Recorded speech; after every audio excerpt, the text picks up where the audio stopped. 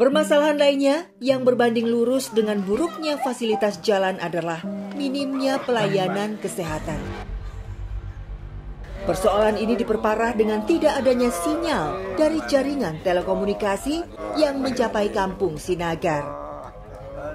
Salah satu warga di kampung Sinagar ini ada yang dalam kondisi sakit dan akan dibawa menuju ke kampung Serdang dengan menggunakan tandu karena di kampung ini tidak ada puskesmas atau fasilitas kesehatan lainnya.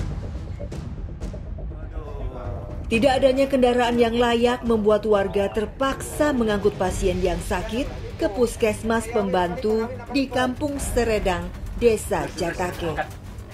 Tandu yang dipakai hanya satu bambu dan 2 buah sarung untuk mengangkut pasien.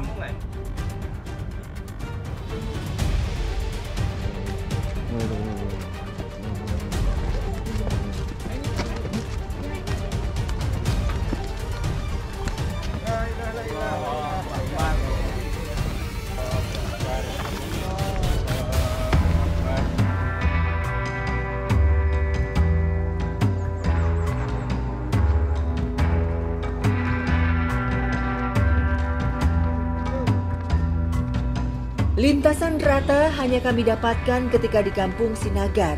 Selepas itu, perjalanan sepenuhnya menanjak dan menurun curam. Pak, ini medannya, jalanannya separah ini atau gimana Pak biasanya? Ini parah. Kondisi jalan ya Pak? Iya. Ini belum ada setengah perjalanan tapi sudah cukup ngos-ngosan, apalagi dengan kondisi membawa orang sakit seperti ini. Menandu pasien seperti ini tentu sangat beresiko. Terkadang, posisi kepala pasien sangat dekat dengan tanah dan batu jalanan. Ketika jalan menanjak, biasanya warga memutar tandu agar kepala pasien mengarah ke depan. Tujuannya untuk mengurangi resiko benturan dengan dasar jalan. Biasanya warga beramai-ramai membawa tandu menuju puskesmas pembantu. Perjalanan yang melelahkan membuat mereka harus bergiliran membawa tandu. Hati-hati Pak.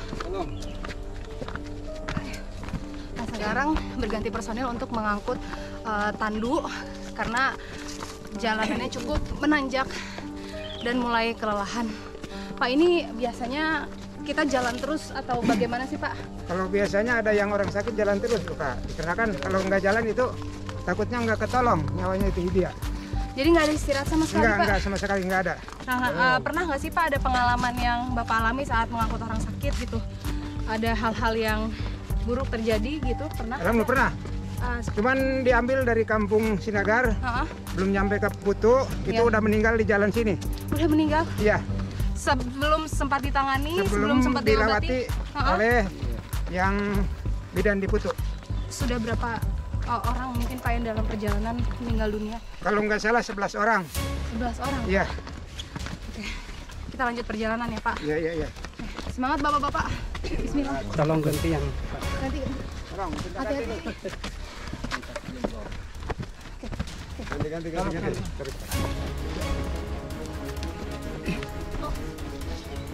Jalan terus. Sampai gantian deh.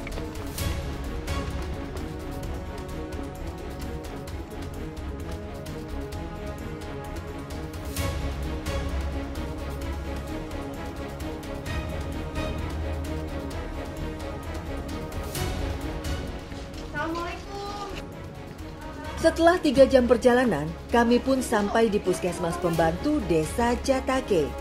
Puskesmas pembantu ini sebenarnya diisi oleh 3 tenaga kesehatan.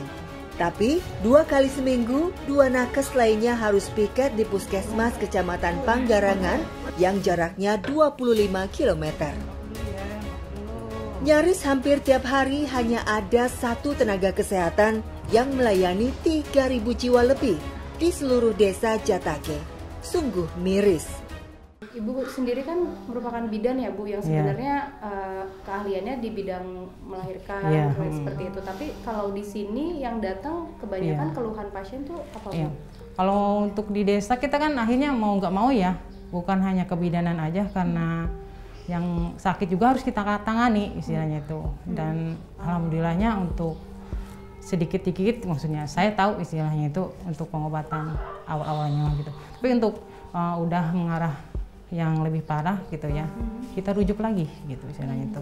Karena nggak mungkin kan kita ngediamin pasien di sini aja, daripada nanti terjadi sesuatu yang nggak diinginkan, kita rujuk lagi. Harapan Ibu terkait penanganan kesehatan di sini? Iya. Kalau harapan saya sih pengen ada ambulan Bu ya, soalnya kan kalau untuk pasien-pasien tertentu, jadi untuk bawa pasien karena kita juga mobil di sini agak susah ya. Jadi kadang untuk bawa pasien kita nyari dulu ambulan, itu juga kan membutuhin kayak buang waktu juga. Istilahnya kalau ada mobil khusus untuk kesehatan kan bisa langsung cepat pakai. Tapi kalau belum ada kita harus nyari dulu, entah itu ke tetangga gitu. Kalau nggak yang punya mobil gitu, jadi nggak bisa cepet-cepet. Secara administratif, Desa Jatake masuk di wilayah Kecamatan Panggarangan, Kabupaten Lebak. Terdapat 8 RW atau kampung di desa ini. Salah satunya adalah Kampung Picung yang terletak di ujung selatan desa. Kampung Picung hanya berjarak 2,5 km jika ditarik garis lurus dari pusat desa. Namun, akses jalan sangatlah tidak layak, terutama untuk layanan pendidikan. Tiap hari anak-anak sekolah dari tingkat SD sampai SMP harus menyeberangi sungai agar mereka bisa sampai cepat ke sekolah. Memutar jalan setapak rasanya tidak mungkin karena butuh waktu yang lebih lama. Kenapa sepatunya nih kamu tenteng kayak gitu? Soalnya nyebrang sungai. Oh, kok harus nyebrang sungai dulu? Emangnya kenapa? Jembatannya putus. Jembatannya putus? Emang nggak ada jalan lain? Ada. Jauh. Lebih jauh dari biasanya. Oh, berapa lama biasanya kalau lewat jalan yang lebih jauh itu? 2 jam lebih. 2 jam lebih. Jembatan yang sudah lama putus karena banjir dibiarkan begitu saja tanpa perbaikan sama sekali. Fungsi jembatan ini sebenarnya sangat vital, baik untuk anak sekolah ataupun para petani yang akan pergi ke sawah. Nah, itu teman-temannya udah pada datang ya? Jadi sekarang udah lengkap nih?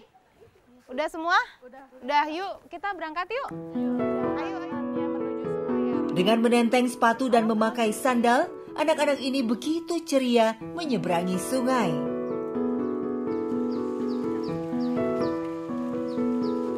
Namun, jika banjir atau air meluap, keceriaan anak-anak ini lantas sirna karena mereka tak bisa melewati sungai.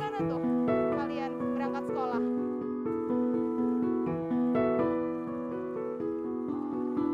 Tapi kan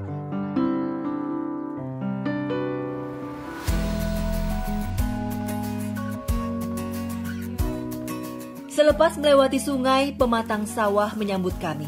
Jika sedang kering, pematang tentunya bisa kita lewati dengan mudah. Tapi, kondisi selepas hujan semalaman membuat lumpur menjadi menu utama perjalanan kali ini.